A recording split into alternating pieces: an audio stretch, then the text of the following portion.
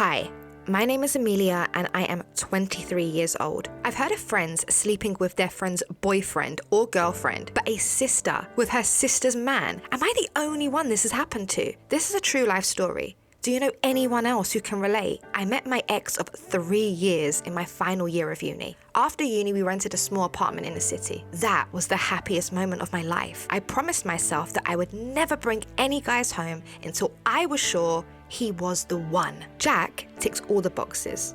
I was madly in love with him. I swear I would stop breathing if he told me to. He was super handsome with a sexy physique that any girl would have loved to get their hands on. And that girl turned out to be my younger sister. Jack wanted us to start a family. He said we'd name our first daughter after his grandmother. My parents had always asked when I'd make them grandparents. Things were progressing to the next level. My parents invited me to dinner at their home. With no hesitation, I asked if I could invite Jack. Word spread that I was dating someone. When we arrived, everyone was excited to see him, especially my sister Olivia. She was a year younger than me. As I introduced him to the family, I noticed how both their eyes fixated on each other. I thought nothing of it. Maybe if she was a stranger, but my sister, I didn't expect that at all. Thinking back now, I should have made a big deal out of it when I was alone with him. Maybe things wouldn't have progressed.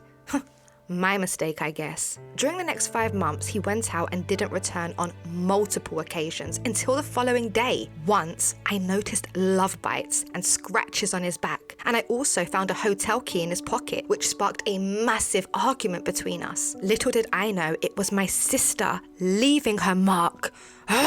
I was so devastated to know the person I was madly in love with was sleeping around. In my anger, I told him to leave. He left on Friday evening, but that was the least of my problems. On the Sunday morning, my parents asked me to come to their house urgently. When I got there, I saw Jack. My first thought was he went to my parents to ask for help, or he probably wants us to work things out. As I was explaining the situation to my parents, to my surprise, my sister appears from the other room, apologizing. I thought she was apologizing for what Jack had done to me, but she was apologizing for what they both did. I felt so betrayed by them both. I was getting ready to go and beat the crap out of her. My dad grabbed me around my waist with both of my feet off the ground. I was kicking and reaching for her, but she was across the room and I couldn't reach her.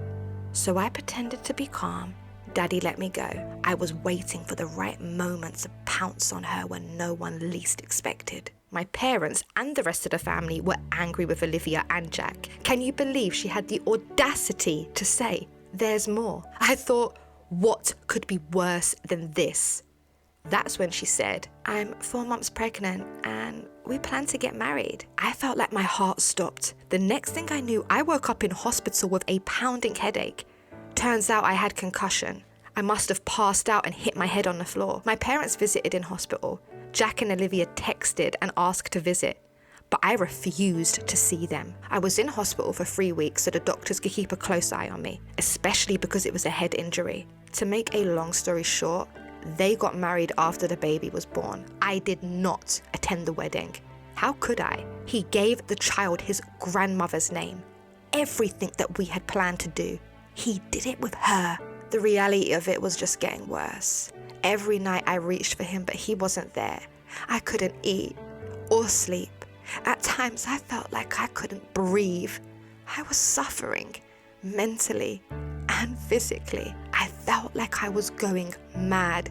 I had to get help. My doctor prescribed me some antidepressants. It's funny how loving someone can destroy your life. I started to stalk him. I knew his every move, where he walks, who he talks to, where he has lunch, and how many times per day he took a dump. I had him locked, and I had to get even. I'm not sure how yet though. One evening when he finished the gym, he headed to his car. I was in front of him, acting oblivious to his presence. I pretended that I twisted my ankle as I fell to the ground. He does what any good citizen would. He was shocked to see it was me. He had some good in him after all. He offered to take me to the hospital. I refused and said, "I'm sure it will be better by tomorrow." He then offered to drop me home. That was exactly what I wanted to hear. Did I mention how glammed up I was? I had a makeover that very same day. Hadn't had one in a while, since, everything. Manicure and pedicure fresh, hairbrush back in one. My dress was skin tight. and his favorite perfume, of course. I could see him staring with intent. On the way to my apartment, we were talking. He asked me where I was coming from. I told him I went to meet a guy, but I changed my mind. Why? He asked. I don't know, I replied. And when we got to my apartment, I pretended that my ankle was too sore to climb up the stairs. So he helped me inside. Before I knew it, our lips were locked together. My body was fully fertile, so pregnancy was a possibility. When he left my apartment, I felt so guilty. My eyes started tearing up. I wasn't surprised that he wanted to come around again. I'm not gonna lie, I wanted him to, but I refused, of course. I got what I wanted. I was invited to a family gathering. I turned up 6 months pregnant. When they asked who the father was, I just let loose. Everybody was shocked. They called me disgusting and all sorts of crap, but they don't know the pain that I went through. Maybe I was everything they said I was, but they can all go to hell. It was my way of getting even. Don't follow my example by getting even. That was totally wrong. If you ever suffer heartbreak, in time, you'll be able to look back on your heartbreak as a valuable experience that helped you grow and learn more about yourself. Keep your head up and stay positive, and know that you have the strength and the resilience to overcome any challenges and move on. Can you relate?